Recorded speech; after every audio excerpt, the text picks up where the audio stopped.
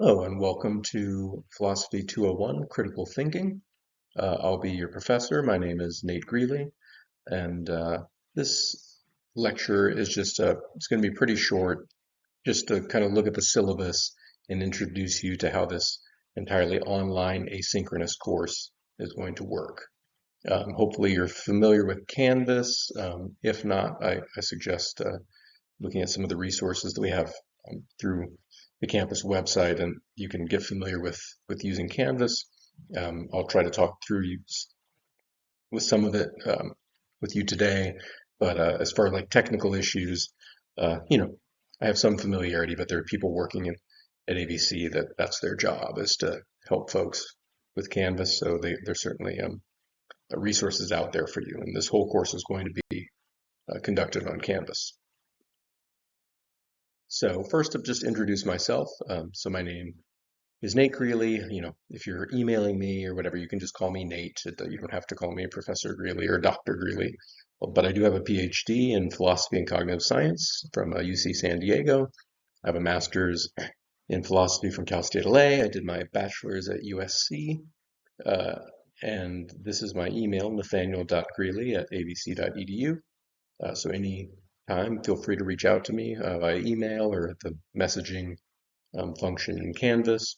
And I'll be holding regular office hours Wednesdays, noon to 1 on Zoom. That link will be in Canvas as well. If you need to chat with me, or if that time doesn't work for you, reach out by email. I'll arrange another time to meet with you, but try to be available to folks if they need help. So don't be afraid. I promise. I'm friendly. So you may be wondering what critical thinking even is. You know, every critical thinking class is a little different, I find. Um, the way I think about critical thinking is that it's an ability that you develop with practice.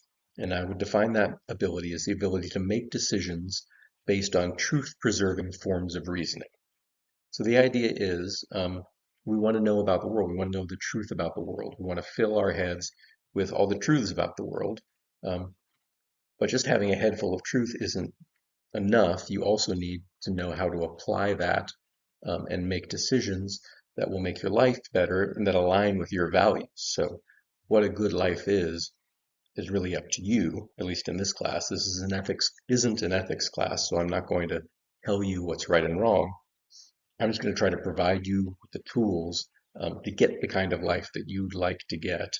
Um, and in order to do that, you need to be able to reason carefully, stay in touch with reality, and then apply that rigorously to the decisions you make. So basically, this course is going to be a survey of all the good forms of reasoning that humans have invented from, starting thousands of years ago to, we're going to cover decision theory, which is something in the last century or so that psychologists and philosophers have come up with. Um, but I'm going to give you a broad overview of all the good types of reasoning, and also some of the bad types of reasoning, so that you can tell the good from the bad. So the good types include deductive reasoning, inductive reasoning, statistical reasoning, and causal reasoning. Now, when we get into when we get into the lectures and particularly the next one where I sort of introduce you to notions of truth and things like that, we'll talk more about what those words mean and you know how you might apply them. Um, but for now, just big picture, let me say I'm trying to, well, all of us are born with brains that are in some ways amazing, right? Uh, I wouldn't get in a car and get on the road unless I thought that most of us have pretty incredible sort of calculating and reasoning machines going on. You can have these thousands of cars going 80 miles an hour, zooming all around. And for the most part, people know when to step on the brakes and they know when to turn on their signals and when not to change lanes and such. That's a pretty impressive feat. Cats can't do it, monkeys can't do it.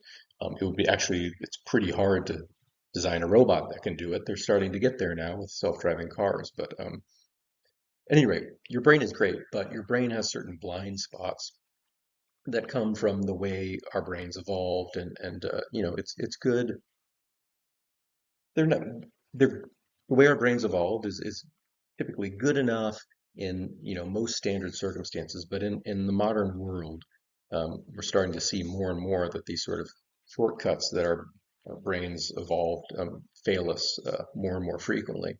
So I'm going to try to introduce you to some of those blind spots. Is where I start the courses with some fallacies and biases to try to demonstrate to you that some ways that you commonly think and other people commonly think are not guaranteed to lead you to truth or even likely to lead you to truth. And then I'll present to you these various ways of thinking that are likely to lead you to truth. So, we'll get into all of that in much more detail for the rest of the course. So you don't need to buy any textbooks. The texts are all in the Canvas, and they're carved up. So, if you go to the modules, and those of you who are familiar with Canvas will know what I mean with modules, but if you're not, um, the course starts, uh, it's basically linear, like intro page will come up, it says click next. You just keep clicking next. That'll take you through the whole course, right? So when there's a reading, it'll give you the reading at the exact moment that you're supposed to be reading that reading. Then you click next, and there's typically going to be a lecture, a video lecture like this, where I'm explaining the reading. Click next, there'll be my lecture slides if you need those for reference. Click next, there's your homework, and so on. So finding the appropriate readings shouldn't be too hard. Now it's up to you to actually read them, and it is important to actually read them. I'm going to probably have to say this over and over again, but a certain percentage of students will try to get by without reading the readings or even looking at the lectures. And what they'll try to do is go to the quizzes and copy and paste the questions into, ChatGPT or Google AI and copy and paste whatever that spits out into the quizzes. That's a recipe for a failing grade, right? Because there's so many different ways to teach critical thinking. I have my specific way. It's really obvious to me when you're pasting in, biases, fallacies that I'm not covering. If you're doing, when we cover a little bit of logic, there's lots of different systems of logic. It's ultimately the same thing, but they'll use different terms and different, um, the details are different. So it's just very clear to me when you're not working from our text, from our lectures. So just work from the class. I might try to present it and make it very straightforward and relatively easy to follow. Um, and just do that and save yourself the pain of, flunking because you tried to use outside sources. It's just obvious and it's not gonna help because you're not gonna be learning. Right? Okay, so enough. That's my rant about cheating. Basically, well, it'll come back when we get to the section on academic dishonesty because it's a thing some students just seem to not be able to resist doing, and it's just really obvious when they do it. Okay, so lectures are already in the modules. So I think this slide is from the first time I taught the course when I was actually recording them. A lot of them have already been recorded and they're self-contained things. So you can move through this course really as quickly as you want to if you want to move fast. Well, it will. I mean, I recommend you go through it at the pace I prescribed because the the pace can already be sort of difficult for some folks. Um, and for example, when you do a homework assignment, at a certain time, the answers will be revealed, so you can check your own answers. So I don't necessarily all your homeworks will be uh, based on attempt, right? So you just have to do it, and as long as you've done your best, you'll get the full points. I'm not grading each homework on accuracy because I think the point is to practice and to try, right? And then you can, once the homework is due, then the answers will become available, and then you can look at the answers and check your own answers and so on. So at any rate, you can work through the course at your own pace, although some stuff does appear on a timetable. So learning outcomes, I'm going to want you to be able to demonstrate your understanding of the concepts and techniques and logic and critical thinking, um, and to apply your own improved reasoning skills. We're going to do this through participating in discussions, completing homework assignments, small sort of quizzes, unit exams, a midterm exam, and a final exam. So the assessments are designed to make you practice. So I give out a lot of pretty easy points to collect by participating in the discussion, right? Doing the homework. Again, it's not graded on accuracy, it's graded on as long as you gave your best attempt, right, to answer the questions, you'll get the points for the homework. Um, and those add up to about 40% of your grade, like on their own. Now, the rest you have to actually get the answers right. And it can be tricky with as opposed to like a class where you know, you read about religion and you write an essay. I teach classes like that, and some of you may be used to you're a good writer, and as long as you bang something out the night before, hey, you typically get at least a B or something like that. Hey, I was there. I was an undergrad too, right? And there were certainly a couple classes where I like banged something out real quick, and I was a pretty good writer, and so I got by. It doesn't really work that way in a critical thinking class or a logic class. Um, there's right and wrong answers, right? It's not just how eloquently you explain things. And if you get the wrong answers, you don't get the points. Um, so yeah, I give you the 40% of the discussions and the homeworks. Um, and that's a heavy lift. It lifts your grade. But the idea is also if you're actually doing those things, then you'll be that much better at the quizzes and the exams because you'll have actually been trying to do this stuff. Um, okay, let's look at those assessments in more detail. So again, discussion participation, 15%. So I think some of this, sorry, is from a syllabus for logic, but this is critical thinking. There's a little overlap, but this is in the logic class. So I apologize if the word logic is showing up there, but the structure is similar. Um, So the point in the discussion is for you to chat with each other and participate and work on the homework together. Um, so the point of the discussion is not to summarize what the reading was, right? Not to say, oh, I liked this reading or I didn't like this reading. Um, the point is, if you're working on the homework and you're stuck on something, ask a question. Say, hey, what did you guys get on number 3 for this homework? I'm having trouble with this one. If the homework was really easy for you and you don't have any questions, um, you can also participate in the discussion by answering other people's questions. So if somebody else is stuck, go say, hey, this is what I got, and I think this is how I worked it out. I think that's important because that's often how people learn better by interacting with their peers, I find. I'm always happy to interact with you. If you'd like to talk to the professor, come to office hours, um, email me, whatever. Um, but I think also, a certain percentage of people really, whatever, the professor maybe feels a little scary, even though I try not to be scary. And if you're more comfortable bouncing ideas or asking questions of your peers, that's what the discussion for. It's not cheating to ask people what they got on the homework. You're learning. That's just learning. Right? So that's the point of the discussion. Homework completion is 20% of your grade. So together, they add up to 35%, not 40. So yeah, there's going to be short homework assignments, but they're designed deliberately, right? So the homework assignments look very much like the quizzes, right? It's the same formats.